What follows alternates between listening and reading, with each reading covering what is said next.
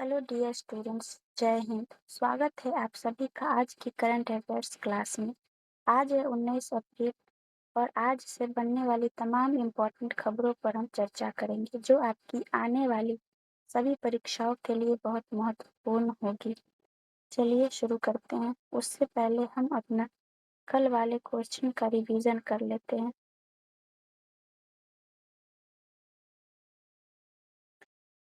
पहला सवाल है, हाल ही में चर्चा में रहा डिलिनिया नागालिन क्या है?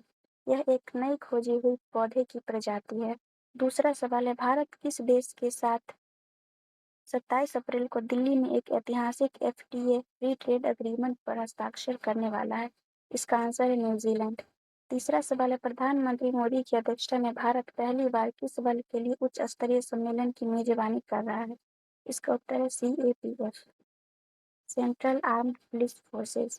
चौथा सवाल है, सुप्रीम कोर्ट के हालिया स्पष्टीकरण के अनुसार दहेज निषेध अधिनियम के तहत किसे दंडात्मक कार्यवाही से छूट दी गई? इसका आंसर है, दबाव में आकर दहेज देने वाली वधू और उसके माता पिता। पांचवा सवाल है, किस देश ने हाल ही में भारत से ब्रोकन राइस का आयात फिर से शुरू कर दिया है? इसका उत्तर है चीन। छठवां सवाल है, भारत सरकार ने वर्ष 2047 तक अपनी परमाणु ऊर्जा क्षमता को 8.8 गीगावाट से बढ़ाकर कितना करने का लक्ष्य रखा है? इसका आंसर है 100 गीगावाट। सातवां सवाल है, किस आईटी कंपनी ने उत्पीड़न की जांच के कारण नासिक में अपने बीपीओ संचालन को निलंबित कर दिया है? इसका उत्तर TCS। आठवां सवाल है, किस आईवीआर ब्रांड को हिंदू प्रतीकों पर रोक लगाने वाली कथित लीग स्टाइल गाइड के कारण भारी विरोध का सामना करना पड़ रहा है? इसका आंसर है लेंसकार्ट। नौवां सवाल है, इजरायल और किस देश के बीच 10 दिनों के युद्ध विराम की घोषणा हुई है? इजरायल और लेबनान के बीच यह घोषणा हुई। 10वां सवाल है, हीमोफीलिया के लक्षण क्या है? इसका लक्षण है चोट लगने पर रक्त का थक्का नहीं जमना। 11वां सवाल है, किस राज्य में बोहाग बिहू मनाया गया है? इसका उत्तर है असम। 12वां सवाल है, विश्व विरासत दिवस की पूर्व संध्या पर किस प्राचीन स्थल को स्मार्ट हेरिटेज प्रोजेक्ट के लिए चुना गया? इसका उत्तर है हम्पी, कर्नाटक। 13वां सवाल है, किस देश ने 2028 में होने वाली COP33 की मेजबानी के लिए अपनी दावेदारी वापस ली है? ये है अपना ही देश भारत। 14वां सवाल है, किस राज्य सरकार ने खासी और गारो भाषाओं की राज्यों की आधिकारिक भाषाओं का दर्जा देने के लिए एक अध्यादेश को मंजूरी दी है? इसका उत्तर है मेघालय। पंजाब सरकार ने रियल टाइम क्राइम ट्रैकिंग के लिए इस संस्था के साथ मिलकर एक उन्नत AI आधारित प्रणाली विकसित करने का निर्णय लिया है? इसका उत्तर है IIT रोपर। 16वां सवाल है, कौन सा देश अमेरिका के नेतृत्व वाली पैक्स सिलिका में शामिल होने वाला 13वां देश बना है? इसका उत्तर है फिलीपींस। 17वां सवाल है, हाल ही में चर्चा में रही AICTE वाणी योजना का मुख्य उद्देश्य क्या है? इसका मुख्य उद्देश्य तकनीकी शिक्षा में भारतीय भाषाओं के उपयोग को बढ़ावा देना। 18वां और आखिरी सवाल, स्पेस एक्सप्रेस 2028 में किस वर्ष किस रोवर को मंगल ग्रह पर भेजने की तैयारी कर रहा है? इसका उत्तर है रोसालिंड फ्रैंकलिन। चलिए आज के प्रश्नों को देखते हैं। हमारा पहला सवाल है, हाल ही में किस देश ने उन्नत स्टेल्थ युद्धपोतों की आपूर्ति के लिए जापान के साथ $7 बिलियन का रक्षा समझौता किया है? इसका उत्तर है ऑस्ट्रेलिया। यह समझौता जापान और ऑस्ट्रेलिया के बीच हुई है। ऑस्ट्रेलिया और जापान ने 7 बिलियन की एक ऐतिहासिक रक्षा समझौते पर हस्ताक्षर किया है। जापान रॉयल ऑस्ट्रेलियन नेवी को उन्नत स्टील्थ युद्धपोत की आपूर्ति करेगा। दूसरा सवाल, 18 अप्रैल 2026 को किन दो केंद्र शासित प्रदेशों में महिला आरक्षण ढांचा आधिकारिक रूप से प्रभावी हो गया? इसका उत्तर है जम्मू कश्मीर और पुडुचेरी। जम्मू कश्मीर और पुडुचेरी में महिला आरक्षण।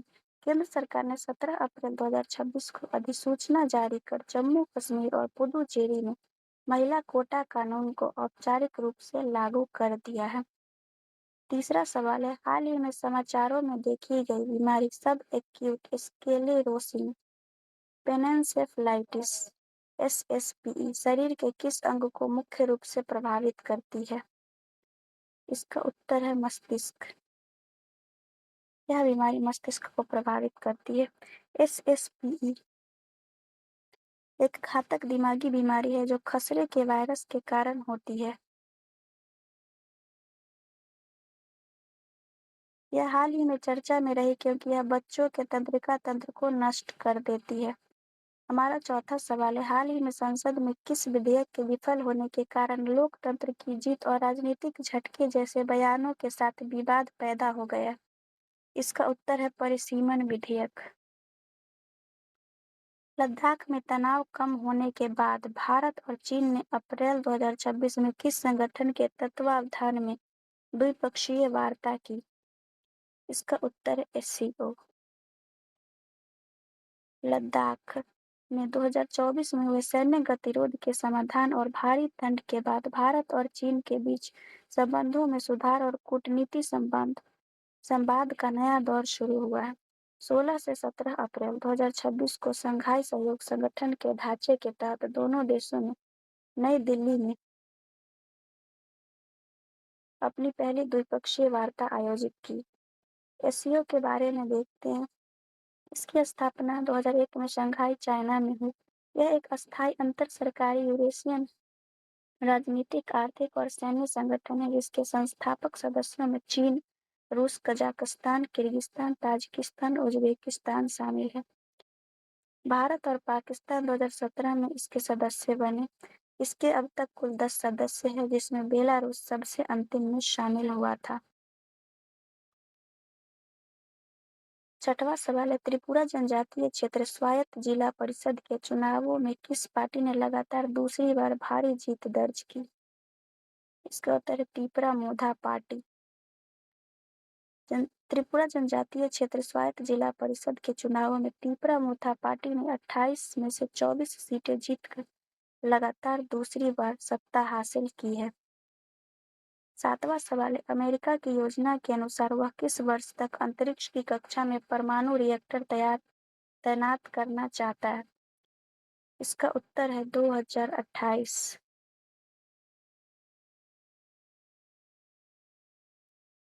अमेरिका ने 2028 तक अंतरिक्ष की कक्षा और 2030 तक चंद्रमा पर परमाणु रिएक्टर तैनात करने की महत्वाकांक्षी योजना का ऐलान किया है। इसे आप ध्यान में रखें। 2028 तक अंतरिक्ष की कक्षा और 2030 तक चंद्रमा पर। आठवां सवाल है, मोगमी क्लास स्टील्थ युद्धपोतों की आपूर्ति के लिए जापान ने किस देश के साथ $7 बिलियन का समझौता किया है? ये वही पहला वाला सवाल है जो हमने दूसरी तरीके से यहाँ पे ऐड किए हैं। खसरे के वायरस से होने वाला दुर्लभ और घातक विकार कौन सा है जो हाल ही में चर्चा में रहा है? इसका आंसर है SSPE। 10वां सवाल है, केंद्रीय मंत्रिमंडल में प्रधानमंत्री ग्राम सड़क योजना तृतीय को अब किस वर्ष तक बढ़ाने की मंजूरी दी है? इसका उत्तर है मार्च 2028 तक।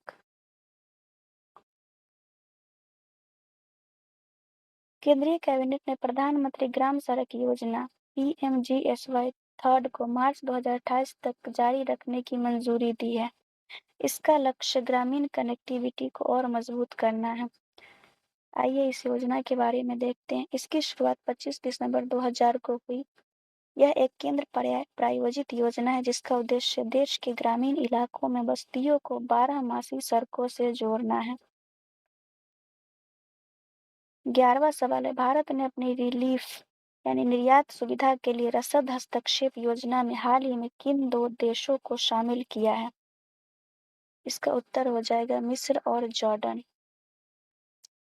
भारत सरकार ने अपनी resilience and logistics intervention for export facilitation यानी रिलीफ योजना के दायरे में अब मिस्र और जॉर्डन को भी शामिल कर लिया है।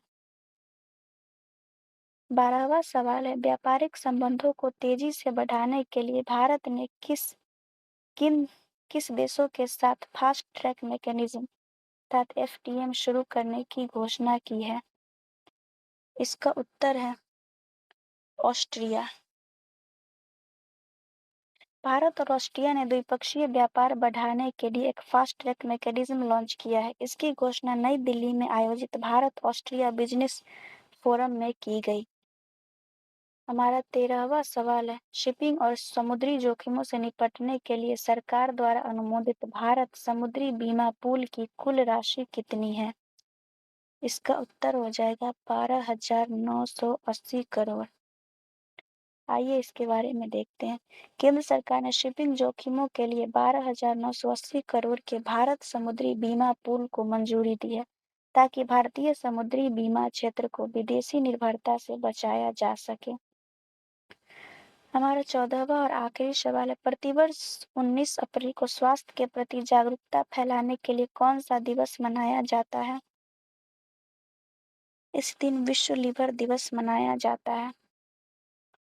इसकी थीम थी सॉलिड हैबिट्स स्ट्रॉन्ग लिवर, अर्थात अपनी आदतों को मजबूत रखें, आपका लिवर अपने आप स्वस्थ रहेगा।